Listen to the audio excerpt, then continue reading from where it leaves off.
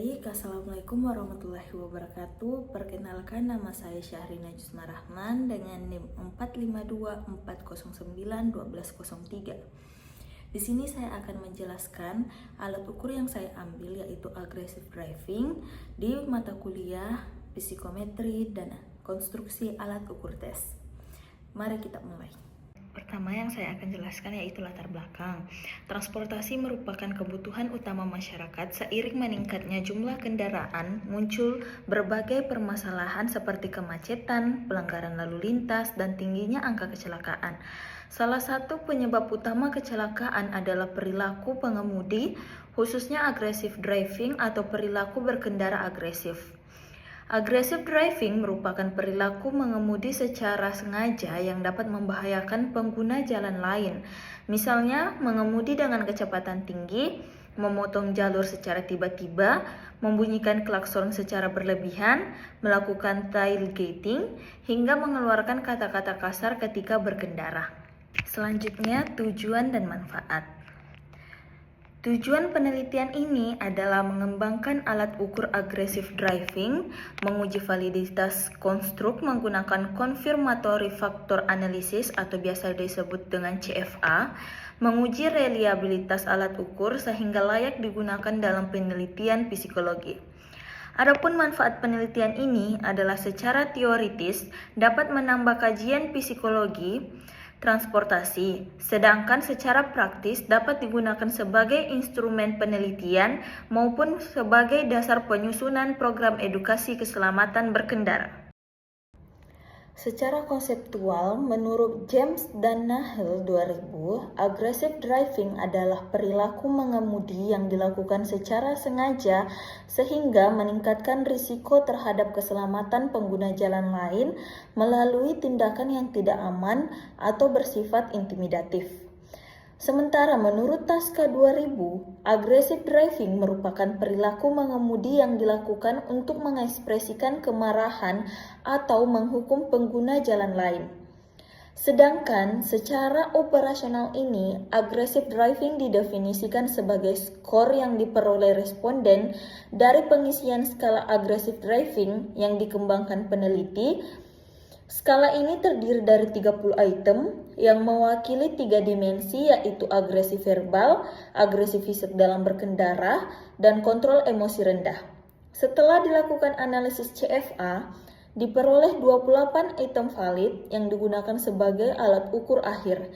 Semakin tinggi skor yang diperoleh responden, maka semakin tinggi aggressive driving yang dimilikinya. Adapun faktor-faktor dan alat ukur, faktor yang memengaruhi aggressive driving antara lain regulasi emosi, kontrol diri, impulsivitas, tekanan waktu, kondisi kemacetan, serta faktor lingkungan. Sebelum penelitian ini telah tersedia beberapa alat ukur seperti Driving Anger Scale atau DAS, Driving Anger Expression Inventory atau DAX, Driver Behavior Questionnaire atau DBQ. Setelah melalui tahap validitas logis, alat ukur diuji cobakan kepada 150 responden yang berusia 17 hingga 21 tahun dan pernah atau sedang mengendarai kendaraan. Data dianalisis menggunakan confirmatory factor analysis atau CFA untuk melihat apakah item-item yang disusun benar-benar mampu mengukur konstruk aggressive driving sesuai teori. Evaluasi model dilakukan untuk mengetahui tingkat kesesuaian antara model teoritis dengan data empiris menggunakan beberapa indeks goodness of fit. Hasil analisis menunjukkan bahwa nilai comparative fit index sebesar 0,9, TLI sebesar 0,9, NFI sebesar 0,9, NVI sebesar 0,9, RFI sebesar 0,9 sekian, IFI sebesar 0,9 sekian, RNI sebesar 0,9 sekian, serta GFI sebesar 0,9 telah memenuhi kriteria good fit, karena seluruhnya berada di atas nilai acuan 0,90. Selain itu, nilai PNFI sebesar 0,8 menunjukkan bahwa model memiliki tingkat kesederhanaan yang baik. Namun demikian, hasil evaluasi pada Absolute Fit Index menunjukkan bahwa model belum sepenuhnya memenuhi kriteria kelayakan. Hal ini ditunjukkan oleh nilai RMSE sebesar 0,3 dengan interval kepercayaan 90% sebesar 0,3 sampai 0,3391 serta nilai SRMR sebesar 0,2800 yang keduanya berada di atas batas yang direkomendasikan.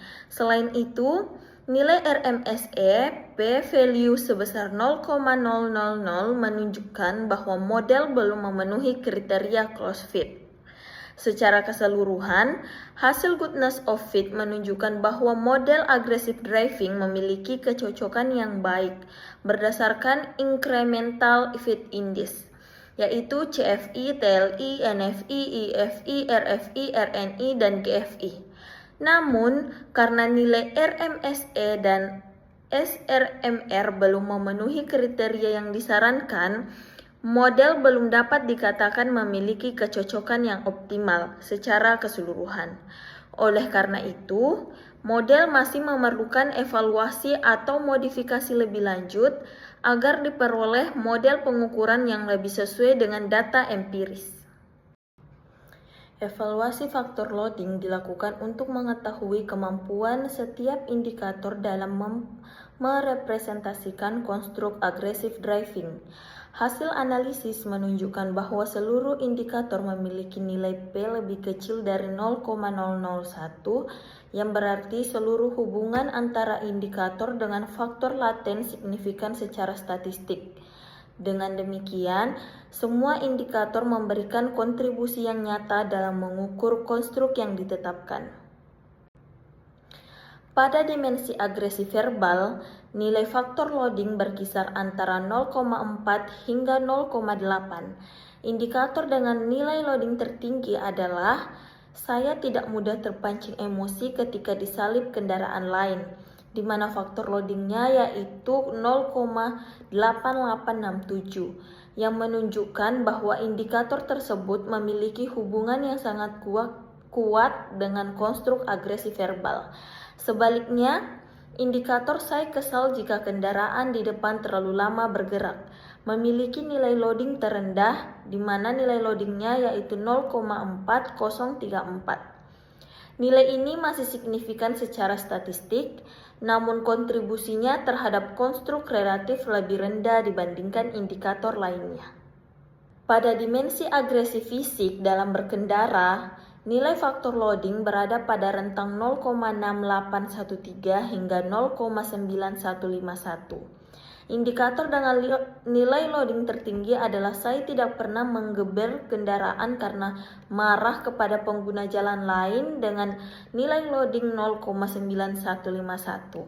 Sedangkan indikator saya tetap berkendara cepat meskipun jalan ramai memiliki nilai loading terendah dengan nilai 0,6813.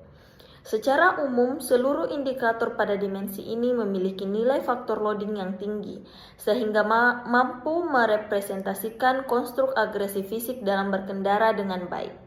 Pada dimensi kontrol emosi rendah, nilai faktor loading berkisar antara 0,7504 hingga 0,9474. Indikator dengan nilai loading tertinggi adalah saya tetap fokus pada keselamatan meskipun sedang kesal, dengan nilai 0,9474. Sedangkan indikator saya tetap tenang ketika ada pengendara yang melanggar aturan, memiliki nilai loading terendah dengan nilai 0,7504.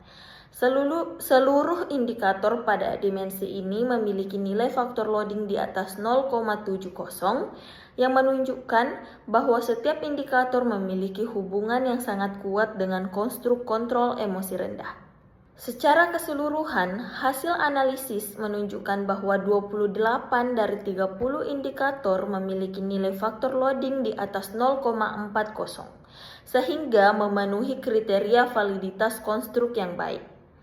Berdasarkan hasil tersebut, dapat disimpulkan bahwa sebagian besar indikator pada instrumen aggressive driving telah mampu merepresentasikan ketiga dimensi yang diukur, yaitu agresi verbal, agresi fisik dalam berkendara, dan kontrol emosi rendah. Sehingga secara umum, instrumen memiliki validitas konstruk yang baik. Selanjutnya, tahap uji konsistensi internal. Hasil uji reliabilitas alat ukur aggressive driving menunjukkan bahwa seluruh dimensi memiliki reliabilitas yang baik. Dengan demikian, alat ukur aggressive driving dinyatakan reliable dan layak digunakan sebagai instrumen penelitian. Meskipun nilai McDonald's Omega yang diperoleh melebihi 1, interpretasi reliabilitas dalam penelitian ini didasarkan pada nilai Cronbach alpha karena nilai omega tersebut mengindikasikan kemungkinan adanya masalah pada proses estimasi model. Berdasarkan hasil penelitian, dapat disimpulkan bahwa alat ukur aggressive driving yang dikembangkan telah memiliki validitas konstruk dan reliabilitas yang baik, di mana ada 3 dimensi, yaitu ada agresi verbal, agresi dalam berkendara, dan kontrol emosi rendah. Dari keseluruhan item yang diuji, sebanyak 28 item dinyatakan valid dan layak digunakan sebagai alat ukur. Sedangkan 2 item perlu direvisi atau dieliminasi. Sehingga demikian, model pengukuran masih dapat disempurnakan melalui evaluasi lebih lanjut. Oleh karena itu, penelitian selanjutnya disarankan untuk menggunakan sampel yang lebih besar dan beragam serta melakukan modifikasi model CFA agar kualitas instrumen menjadi lebih optimal. Demikian yang dapat saya jelaskan. Mohon maaf bila ada kekurangan atau salah-salah kata. Wabillahi taufiq wal hidayah. Wassalamualaikum warahmatullahi wabarakatuh.